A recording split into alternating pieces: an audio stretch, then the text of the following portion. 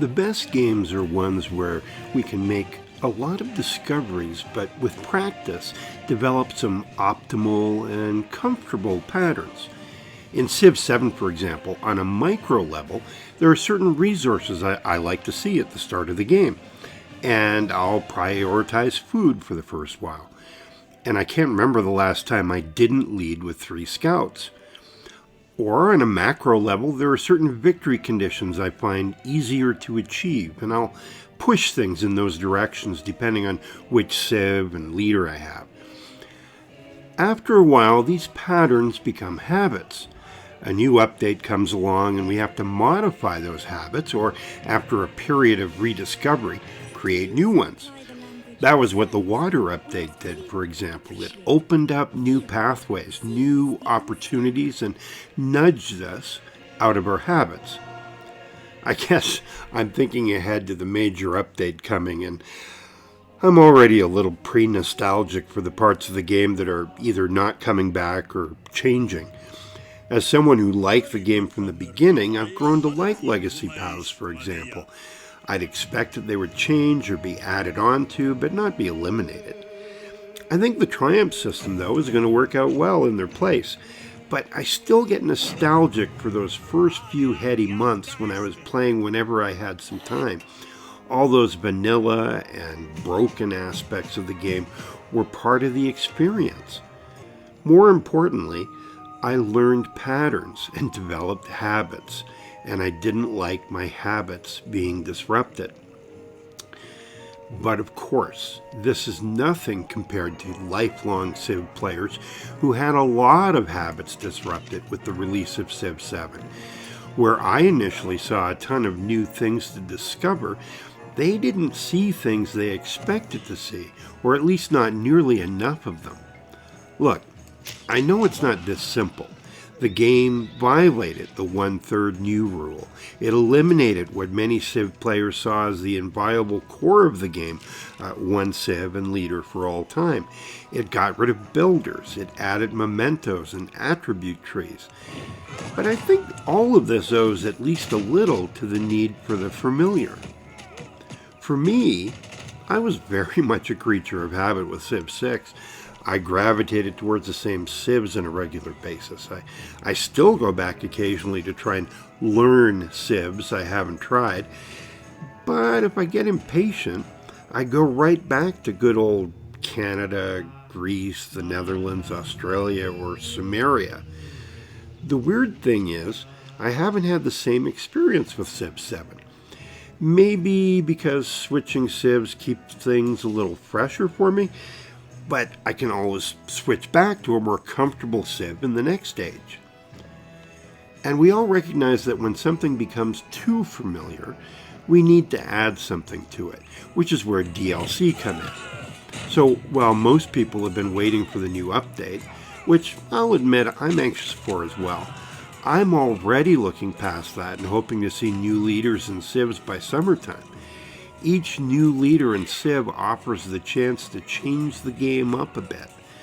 Just look again at that water update and how many people were drawn to Blackbeard and full-on pirate mode with the Republic of Pirates.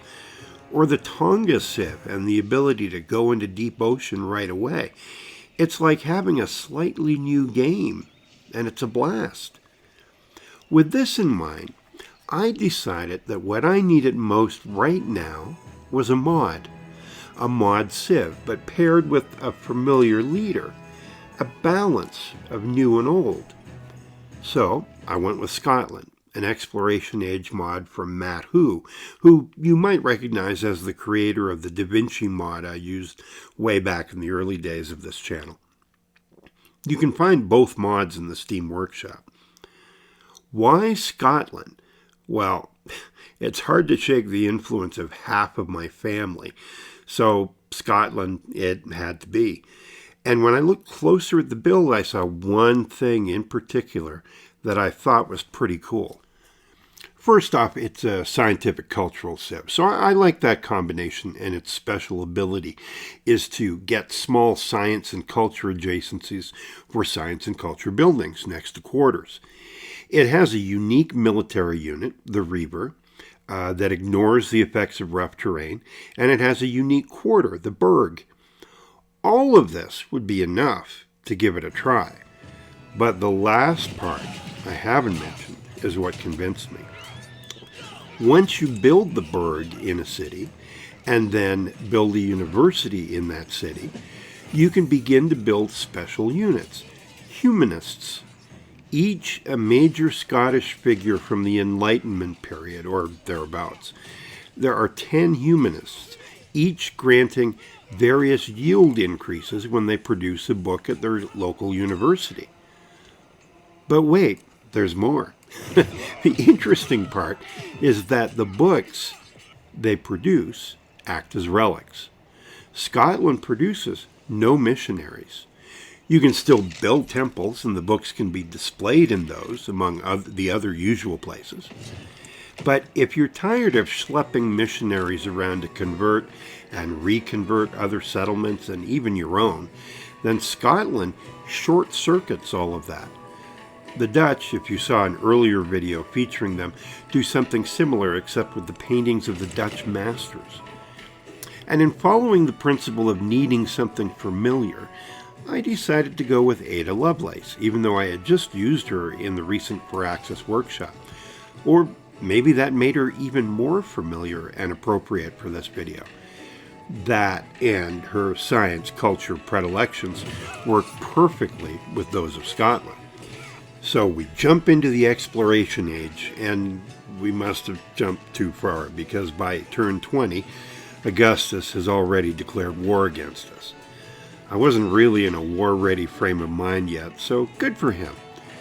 We tried a couple of times for peace, but I kept trying to overplay my hand and get a settlement out of the deal, so the first negotiation did not end well. And the AI signals to you whether it does or doesn't like a deal before you make it final. So I guess I was just pretending I didn't get the body language, and I was just being a little ornery. Luckily, the war only lasted 35 turns, Maybe it's the fact that one turn before Augustus cried uncle, I made an alliance with Himiko High Shaman. Who knows? Anyway, I got a bit of a breather there until Hatshepsut declared. She was not as persistent and deep a threat as Augustus had been for so long, and that war only lasted 21 turns. As usual, I'd made sure to get my economic and cultural games underway as soon as possible, although this time the latter didn't involve pushing out missionaries. I got one very close treasure settlement, but it took a while to get some more going. And here's the part where you have to be patient with Scotland. It takes, a little while to build a quarter or two, and even longer before you get to build universities. The good news is that if you have even just 2 cities, you can pump out humanists, that just sounds wrong somehow, fairly quickly.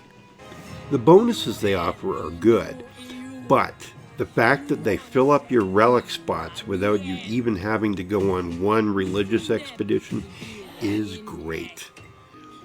And yet, again, my science game lagged. I didn't manage to finish the legacy path despite having Ada and Scotland. So I've obviously fallen into some anti-science bad habits somehow. That's the thing about habits. They can keep you disciplined, but they can also just keep you back. I wanted to panic a little when I didn't see missionaries as an option originally, but my relic game is actually pretty consistent. I have a system, which is just another word for habit in this case. But my experience with Scotland was very good, especially towards the end. But even in the middle of the war with Augustus, I had a Reaver hunt down a commander. And I love that it's a science and culture heavy civ. I think, though, you'll find Scotland especially elegant in how it skips over the busy work of conversion and lets the humanists turn everyone agnostic, or however you want to look at it. And it did what a civ you haven't used before should do. It made me think outside my comfort zone, but also rely on my game habits where they were useful. So I definitely recommend giving it a try. For now, if you liked what you've seen or heard, drop a like or a subscribe down below. This has been Civilized Raccoon, and I'll see you next time.